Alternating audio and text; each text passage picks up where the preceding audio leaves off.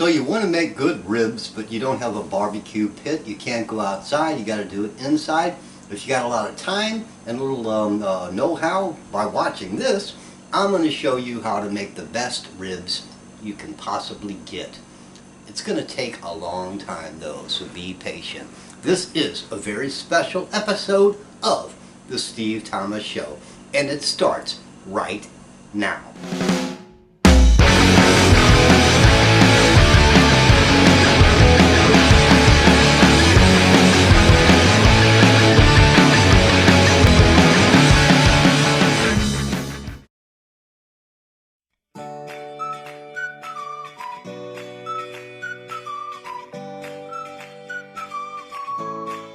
First, buy some ribs. Go to the store, buy some damn ribs. You're going to need a few other things as well. One of them is a slow cooker, and I'll show you all the other ingredients that you're going to need. But you got to get a slow cooker. And if you want to do a bunch of ribs, the bigger the slow cooker, the better. Alright, here we go. Good night. This is what I do. I'm fixing 2 racks here. 2 full racks of ribs. These are pork baby back ribs, and this is what I do the night before. Yep, can you see that? Yep, a little bit of hickory liquid smoke. I'm going to put that right on there and wrap them up. Oh, you'll see.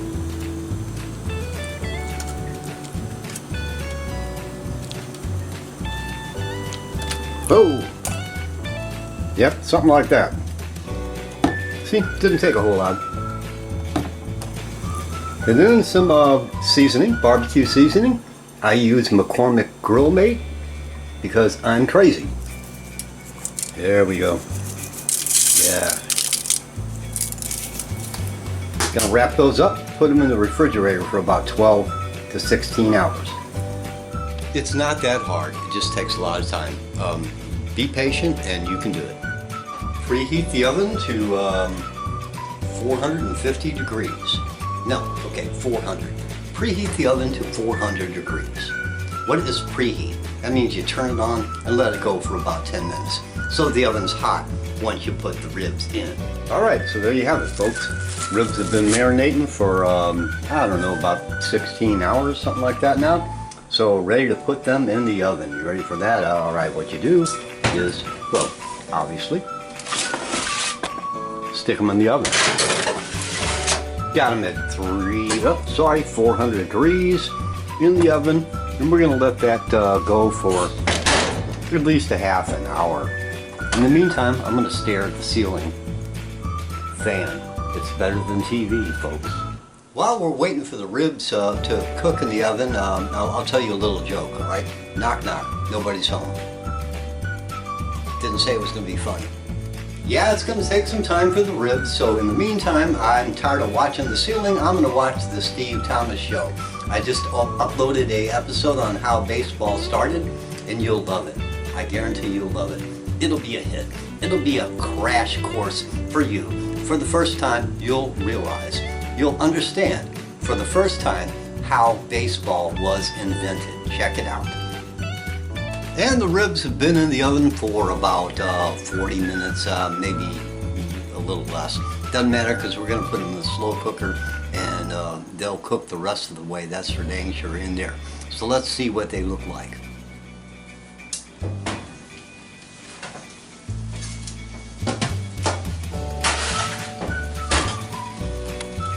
There you go. See that? That's a full slab of ribs right there, baby. And they're pretty well cooked. Add about a cup of water to the slow cooker. That's about all you need, if that.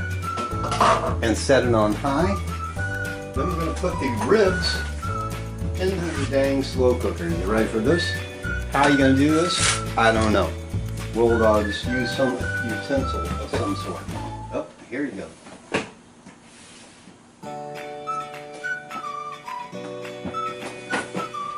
This is as good as any.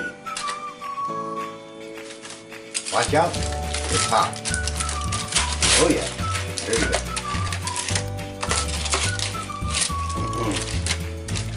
See how that's still pink? You want it to be that way because you want it to stay moist. Yep, dang it. I need a pair of something. Oh, here we go. There goes one.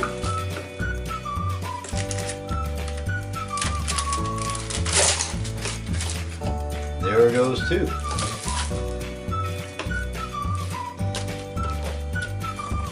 See that?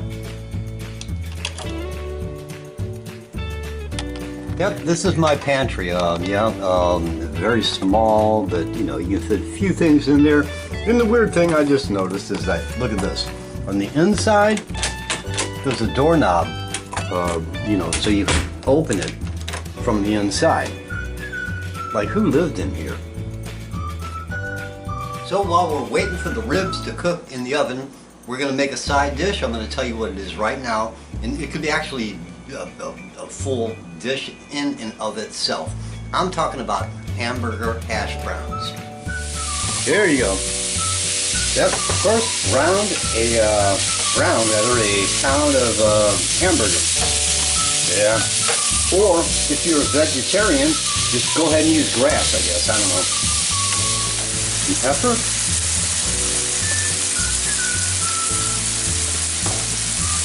Some salt. Some minced onion. You don't want to put a lot of that in there, but you got to put some. Oh yeah. And you know, you want to like get it in small pieces, so you do this sort of thing to it, right?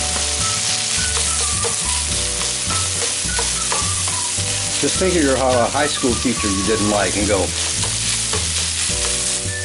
Add to that some brown gravy mix. Yeah, like the whole package. Yeah, whatever, doesn't matter. And a cup of water.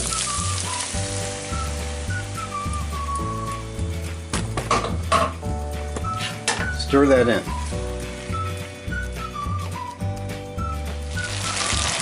Let that bad boy cook down.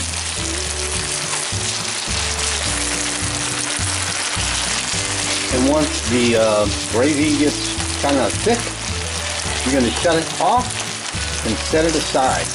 Let it cool. Because what's up next is the hash browns in the casserole dish.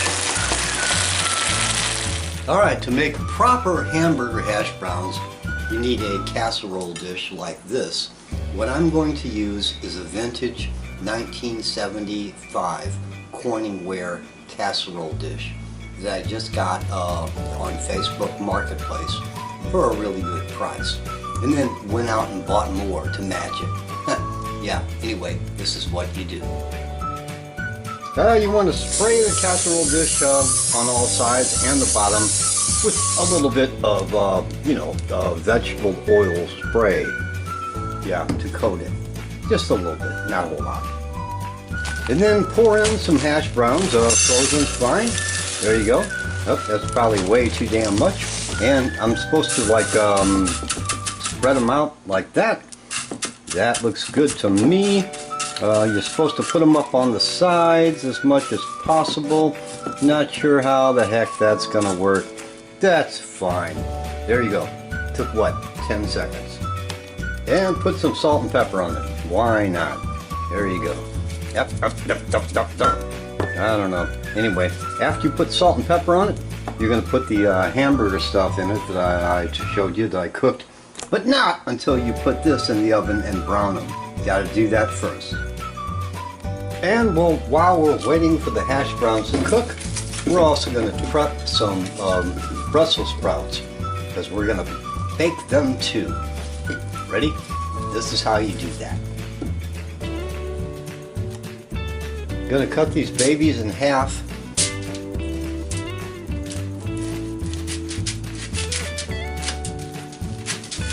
Just like that. And once they're cut up and put face down, so to say, flat side down on the baking sheet, we're going to brush them with some olive oil. Doesn't take a whole lot, just enough to cover the tops. There you go, like so. Yep, and here's where it gets funny. spoon on some garlic, minced garlic. Don't worry about it. I know you don't like garlic. You know what? When garlic cooks, it tastes different. It doesn't quite, it burns the thing. The technical name for it is burnout. It burns out the bitter or whatever you don't like about garlic taste. I don't have time for this, so I'm gonna like just spoon it on like so, and it'll be okay, believe me. And in the garlic, actually, that I'm using is olive oil also, so that'll help coat the stuff there on the bottom and so forth and so on. Make sure you get it all over there, and you see how I'm taking my time. Yeah, it took about, what, 20 seconds. Oh my God. Now here we go. And while the hash browns are cooking, I've got this ready, the Brussels sprouts with garlic, and the hamburger ready to go on top of the hash browns, and the ribs are just going to be cooking overnight.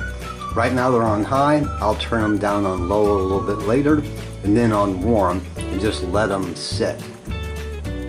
Alright, so what you got is some the hash browns, and then we're going to put, finally, the hamburger in there. Oh yeah, a whole lot of that. That's a pound of hamburger, and you're going to spread it out nicely, or not so nicely, doesn't really matter. The hamburger doesn't care.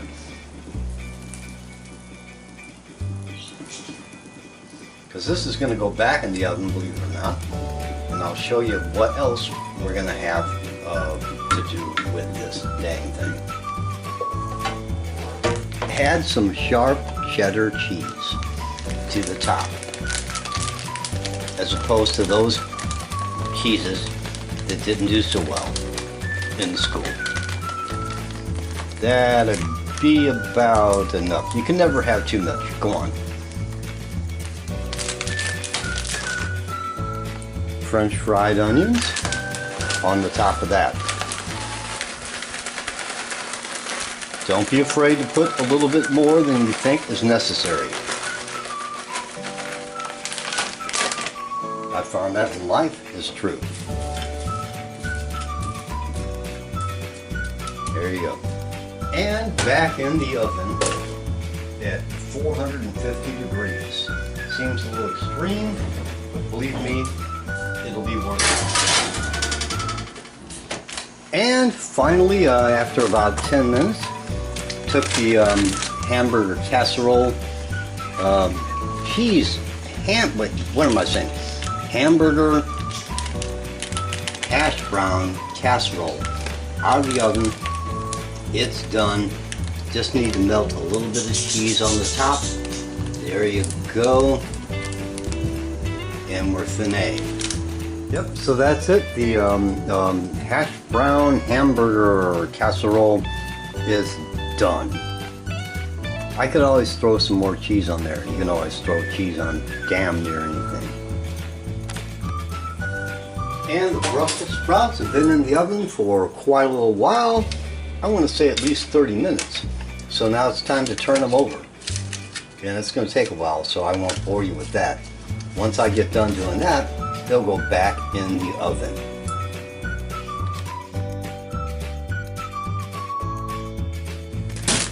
Peaches. They have pits in them, and they have skin that you need to take off. So, and you got to boil them down to make the applesauce, right? So, I don't know how much this is going to make, so I got 2 bags. We'll find out. How you get the skin off, there's a little bit of a trick to it. What you do is first you boil water, and then throw the dang things into the water. And once the water is boiling hot, you're going to add the peaches. Ready? Oh my God. Oh, look out. There you go. Put the lid back on and let those babies boil for about a minute or so. Oh, I should have told you to get some really cold water ready, because after the peaches are done boiling for a few minutes, you got to put them straight into hot water, like rather cold water. Oh, hey, like this. So you take them out of here and you put them in there, just like that. That will stop the cooking process and also make the peels want to come off their own dang selves. Or so we'll see. That's what I'm told, so we'll find out.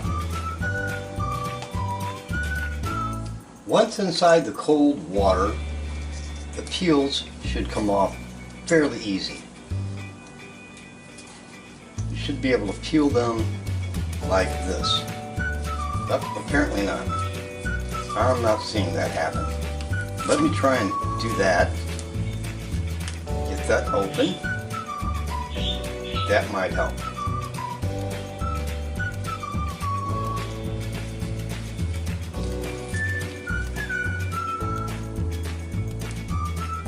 Nope, ain't happening. So what we're going to do is use peels and all.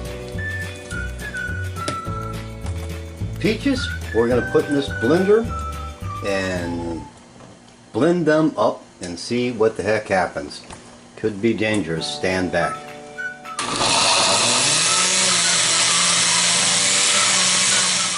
So that's what it looks like after you puree it, so to say. That was only one batch.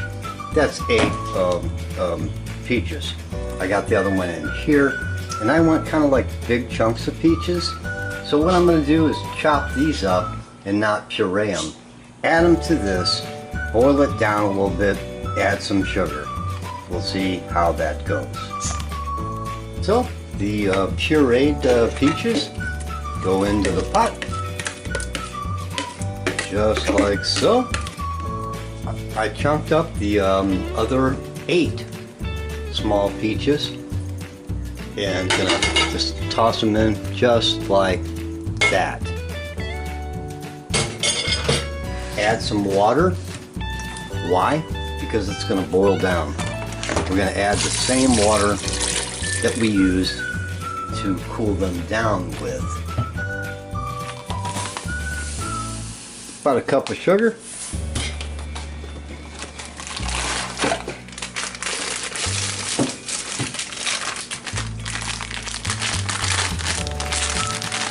And a 1/4 cup of brown sugar. Let those puppies simmer and we'll see what happens.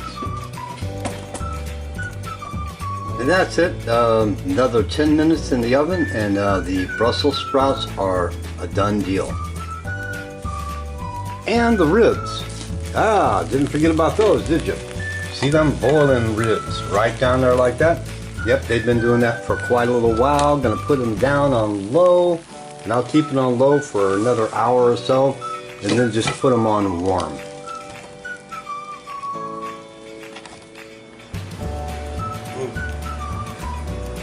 So, and while we're waiting, I'll just watch TV here. Ready? I don't know. First thing I switched on. So you think you know a lot about baseball, right? Some people know all the stats. They can tell you who played on what team and which game and how many runs they scored. And not this guy again. I don't know any of that. Don't really care. But I do know something that I bet you don't know. I know exactly how baseball started. Yeah, right. I mean, the precise moment in history and who invented it. Yeah, this guy is not funny. Wow, it's taking a long time, but that's pretty close. Cooking the peaches down, gonna be some good stuff, man. Yep, so I simmered the peaches a long time and added a couple of things that you don't really, well, sugar. Okay, sugar. There you go. Yep, and checking on the ribs in the middle of the night. Well, not exactly in the middle of the night. Yep, they're still cooking. So the ribs have been in the slow cooker overnight on warm, lowest possible setting. So they've been in there for about 12 hours or something like that. So time to take them out. So this here is a little big container with hamburger hash browns, the Brussels sprouts with garlic. And I'm going to take some of this to my sister and some to a friend of mine. So I can barely get it out without it falling apart because it's so tender. Check that out. Alright, and the ones on the bottom, maybe even a little more tender, maybe a little. Yeah, I can barely fit this in here. I have to squeeze it. There we go. So there you go. That's 2 racks of ribs cut in half. There's one rack, and there's the other. So just have a little applesauce made with peaches. So whatever you call it, the peach sauce, that'll have to go on the side because there's just no room for it in here. And until next time, folks, remember, my name is Steve Thomas. Subscribe to the show, please, and grab the hog by the ribs and baste it. Goodbye. Not hanging around this time. Take what's yours, I'll take what's mine. Save the rest for someone else. You keep the stuff I left behind. If you offer, I decline. Spend another night with you. It's just the perfect time to tell you what's never